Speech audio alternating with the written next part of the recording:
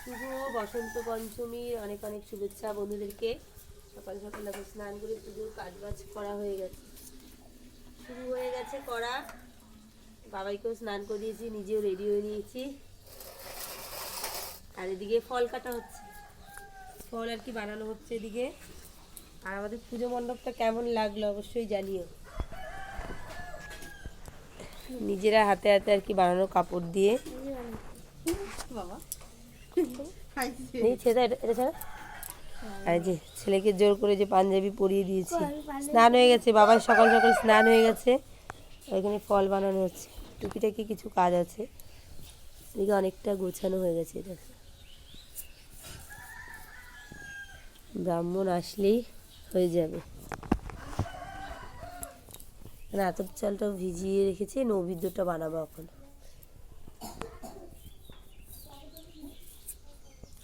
আজকের মতো এই পর্যন্ত।